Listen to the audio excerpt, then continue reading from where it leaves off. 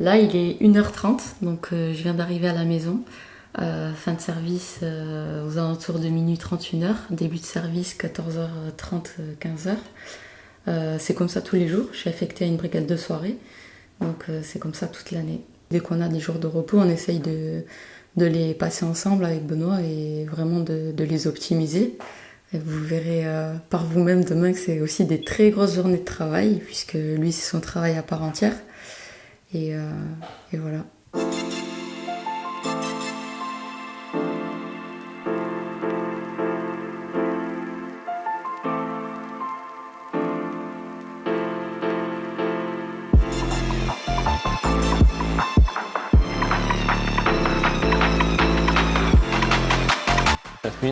Un petit Glock 43X. Ouais. Alors moi, à la toute base, au tout début, je voulais juste faire le stippling laser. Ouais. Pour avoir un meilleur grip, une meilleure prise en main. Pourquoi pas se faire plaisir, te donner une carte blanche, comme tu dis, la thématique Templier et la cage, quoi. Ok. Bagarre, MMA. D'accord. On fait quoi? On fait un côté ou on mélange les deux? Ou alors je me disais Templier ou première PMA. C'est un peu un côté SAS et un côté combattant UFC, ce qui est un peu les deux trucs, les deux tafs que j'ai fait jusqu'à présent. Ouais. Après, je peux tout à fait mélanger les trois. Hein. Je peux te faire des petits clins d'œil soit Templier, je peux te faire des petits clins d'œil du régiment. Tu vois, bah, dans ce cas-là, ouais, ça serait super.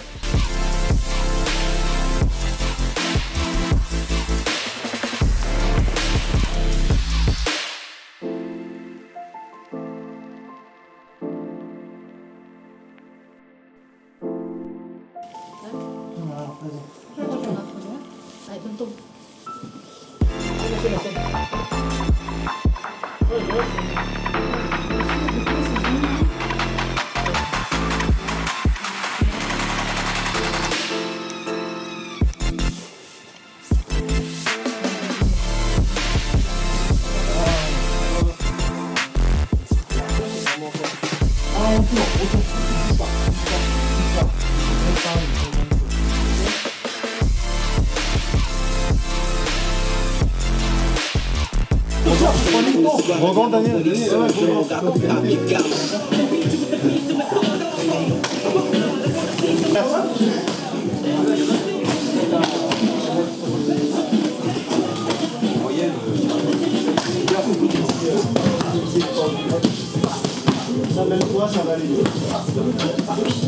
C'est la vidéo qui dit la vérité universelle. Mais non, je t'assure. On peut pas. Il va voir un médecin, il dit non, c'est pas comme ça. Non, parce que j'avais grandi en respirant par la bouche. Du coup, je me suis renseigné à fond sur ce sujet. Non, mais il y a des trucs. Et il y a encore quelques années, je respirais avec la bouche, j'ai changé directement. Le nez au début, c'est super bien respiré. Et au fur et à mesure, ton canal du nez se dilate et tu peux respirer par le nez. Tourne à droite. Et là, tu peux faire une belle mâchoire. Et c'est super intéressant ce que tu dis en plus en vrai. Parce que ça, je te le brasse à toi, faut que tout le monde soit au courant. Là, tu trouves que c'est comment le corps, ça va? Globalement, la colonne vertébrale c'est pas mal. Hein. Le bassin c'est un peu plus équilibré, ça coince un peu d'un côté, mais c'est plutôt bien. Mais toute cette zone-là, c'est beaucoup moins contracté que d'habitude finalement. Ce qui est étonnant, mais tant mieux.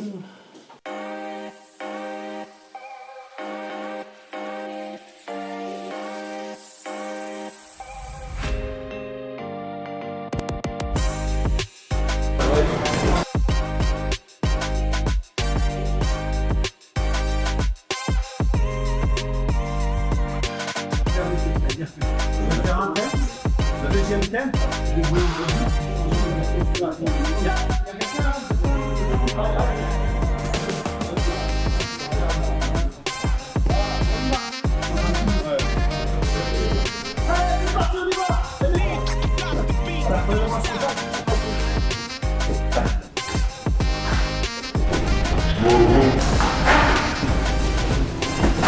Moi, la seule chose que je promets à mes combattants, c'est qu'ils seront prêts dans la cage. De gagner jamais, parce qu'il y a d'autres facteurs qui rentrent en compte. En fait, on ne peut pas mentir. La vérité, c'est dans la cage. Et même l'entraînement est dur et on voit les limites de chaque personne. Moi, je me concentre sur ce que Benoît va faire. Je ne me concentre jamais sur l'adversaire. C'est une erreur de se concentrer sur l'adversaire, parce que si on se concentre sur l'adversaire, on est en retard sur ce qu'on fait soi-même. Des fois, on a mis en place quelque chose et en fait, on arrive dans la cage, le combattant arrive complètement différent. C'est pour ça qu'il faut s'entraîner dans tous les domaines. J'ai vu que c'était 50-50, donc ça m'a quand même interpellé. Mais je l'ai rappelé, j'ai dit termine ton service militaire, termine ton contrat avec l'armée et reviens me voir, on te prend dans l'équipe. dans cette journée de détection où vous l'avez rencontré pour la première fois, qu'est-ce qu'il avait de différent? Parce que forcément, il n'avait jamais fait de MMA de sa vie. Donc en fait, j'ai vu que déjà, il était très résistant, un bon cardio, il lâchait pas, c'est-à-dire dans tous les aspects de MMA, le sol, la lutte et le pied-point, il était très solide. Et une chose que j'ai beaucoup aimé, c'est son humilité. C'est-à-dire qu'en fait, moi je suis très sensible à ça. J'ai trouvé respectueux, avec une grosse humilité. Quand il a terminé le test de sélection, il est venu me dire au revoir, sans vraiment très simple, et ça m'a touché. Quelque chose en lui. Des fois, c'est inexplicable. Il a commencé le MMA avec moi, et franchement, c'était inespéré de le mettre à l'UFC au bout de 2 ans et demi. Sachant qu'il y a des combattants qui attendent 10 ans pour aller à l'UFC. En fait, il a plusieurs qualités. Déjà, c'est quelqu'un de discipliné, c'est un militaire qui s'entraîne énormément. Il faut savoir qu'il fait 3 heures de route aller-retour, parce qu'une heure et demie pour aller, une heure et demie pour revenir. Il ne rate jamais les entraînements. Il est discipliné, et ce qui fait l'une de ses forces, c'est le mental. Il a un mental hors du commun. On l'a vu d'ailleurs sur son dernier combat contre le Brésilien, Eliseu dos Santos. Son mental, vraiment, il fait la différence. Mais il n'y a pas que ça. C'est vrai qu'il apprend rapidement, parce que 2 ans et demi à l'UFC, même le staff de l'UFC sont impressionnés. Ils sont questionnés par rapport à ça.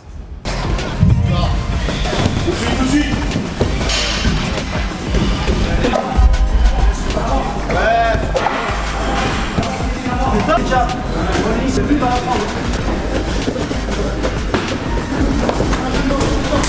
Voilà, ça c'est bien.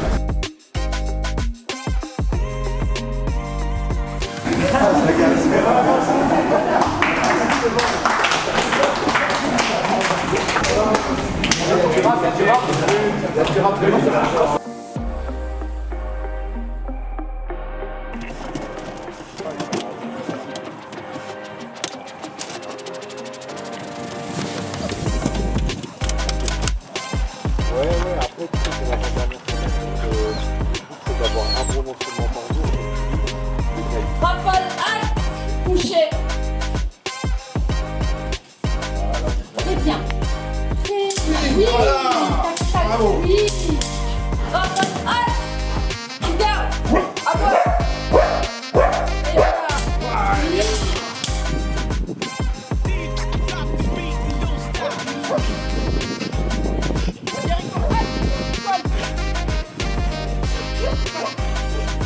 Et les coups, tu les prends comme une information alors quoi, finalement. Comme là, le combat que j'ai vu là, où je te jure j'avais de la peine pour toi. En fait non, ça dépend la puissance du coup. Oui, il y en a quand ça te pique mais que ça te fait pas mal, tu le prends comme une information, ok, s'il recommence, tu sais ce que tu vas faire, etc. Tu le prendras pas 2 ou 3 fois de suite, tu vas le prendre peut-être 1 ou 2 fois, et la 3e fois, boum, tu vas pouvoir rentabiliser, capitaliser. Ouais. Après, des fois, quand c'est des coups qui te sonnent, ou que tu es dans le dur, là c'est un peu plus dur à prendre l'information. Et la récupération, quand tu prends un star comme ça, là, pour repartir, tu vois, parce que. Ça dépend, ça c'est l'expérience. Ça c'est l'expérience, le bagou et tout machin. Genre si t'es touché très dur, mais que tu fais vraiment un poker face, que tu fais semblant, tu mets une petite feinte et tout machin, l'autre tu risques, finalement je vais pas toucher si fort. Là il y a un petit peu aussi du bluff. D'accord. Essaye de trouver le coup juste, mais du coup des fois il perd du temps. D'accord. Et au top, une fois qu'il a récupéré, il repart. C'est comme le dressage en fait. Comme il y a la technique et il y a la tactique. Ouais, il y a les deux. Et puis comme tu m'as dit aussi, vraiment le caractère initial du chien, ça fait. Un peu pareil, il y a des différents types de caractères. Nous dans les sports de combat, on dit qu'il y a le guerrier, l'athlète et le technicien, si tu veux. En fait, le guerrier, c'est les mecs comme les frères Diaz. Lui en fait, il combat, mais vraiment dans le terme pur de combat. C'est-à-dire qu'il s'en fout des points, des juges, des machins. Il vient, lui, son but, c'est de te finir, tu vois. Donc il va avancer, il va être très agressif, il va être machin, et puis il aime ça, tu sais, il aime en prendre et redonner. Et t'as l'athlète qui, lui, a besoin que ça soit vraiment, ça se passe comme il a préparé un entraînement, tu sais, premier round, je prends ma distance, et ok, au bout de 2 minutes, j'ai le droit au takedown, tu sais, mec très tactique, très Georges Saint-Pierre, voilà, très scolaire. Georges Saint-Pierre était comme ça. Ouais. Le meilleur athlète qu'il y a eu en MMA, c'était lui. Tout le monde a un mélange des trois, mais t'as toujours une prédominante. Et après, le dernier, c'est le technicien, c'est-à-dire que c'est le mec qui est très fort, mais dans un domaine, dans une spécificité, en fait. Le reste, il comprend pas trop, mais il essaie toujours d'amener le combat dans ce domaine-là. Et un peu comme le mec là, Paddy, là, c'est un technicien, lui, on va dire. Ouais, lui, au technicien sol, ouais. Il faut que dès que ça va au sol, là, il est dans son domaine, ça, tu vois, et ça c'est fluide et tout. Et le but, c'est d'avoir plus t'as un bon mélange des trois, mieux c'est. Et après, tu as toujours une prédominante et donc il faut jouer ta prédominante. Moi, je sais pas si c'est guerrier ou athlète ou technicien. Tu vois, là, le dernier combat, j'ai fait un combat de technicien. Typiquement, je suis allé dans un domaine et j'y suis resté et puis j'ai épuisé le mec dans ce domaine. Je suis avec les ISE, c'est parti en guerre, j'ai accepté et c'est parti en mode combat de guerrier, tu vois. Genre, si à un moment donné il a une panne de moteur, je vais l'éteindre. Si moi j'ai une panne de moteur, il va m'éteindre. Trop en mode game plan. Ouais, ça voilà, ça me manque un petit peu. Ça me manque un peu. Si c'est que le mec il est meilleur que lui au sol, il va vouloir le finir au sol. Il va pas accepter de prendre dans un autre. Ouais, j'ai quand même des prédominantes, je pense, combattants et techniciens que athlètes. Dans un combat, par exemple, si tu vois que quand t'es guerrier en face, il l'a pas du tout, et qu'à chaque fois qu'il prend un coup dur, ça lui fait mal, tu vas insister dedans. Daniel, c'est quand il a coaché Anderson Silva, il nous faisait chier les Brésiliens, il disait putain, Anderson Silva, il a un super pied-point, à quoi ça sert qu'il s'entraîne en pied-point? Et Daniel lui a répondu, mais avec quoi il gagne? Avec des kicks ou avec des soumissions? Il faut que le domaine où il soit fort, il soit encore plus fort. Il faut que là où les mecs ils chient dessus de le prendre, il soit vraiment tellement fort que le reste, bien sûr, il faut le bosser. Mais le domaine avec lequel il gagne, il faut que ce soit, pour le jour du combat, il faut que ce soit au top. C'est avec ça qu'il va gagner. T'es pas à l'abri un jour que tu tombes sur meilleur que toi dans ton domaine. Un jour tu peux tomber sur un mec super fort là-dedans. Au final, tu t'aperçois que les deux autres domaines, t'es bien meilleur que lui. Et donc il va falloir se concentrer à faire les deux autres trucs. C'est ça la complexité aussi. Et est-ce que le guerrier, finalement, il s'essouffle pas sur le temps? Je parle pas dans le round, hein. Enfin dans le combat, je parle sur la carrière. C'est que le mec il est guerrier pendant 4 ans, 5 ans, et puis après comme il commence à avoir de la conscience et de la maturité. Plus vite, par contre, il gagne plus vite, il arrive à un plus haut niveau plus vite. Guerrier, tu deviens très vite champion. Par contre, ta carrière elle est plus limitée. Donc un technicien, c'est plus dur de devenir champion, mais si tu y arrives, tu restes plus longtemps parce que tu prends moins de coups, tu prends moins de trucs, etc. En fait, la prépa mentale, les gens ils pensent que c'est juste t'es con juste pour devenir plus solide, mais en fait, c'est plein de trucs. Ça peut gérer le stress, gérer le stress. Ça peut gérer les phases où il rentre dans la cage, et il y a les présentations. Entre le moment où il sort du vestiaire et vraiment le fight commence, il y a 10 minutes. Et ces 10 minutes-là, il faut les gérer aussi, parce qu'il y a les gens, il y a les caméras.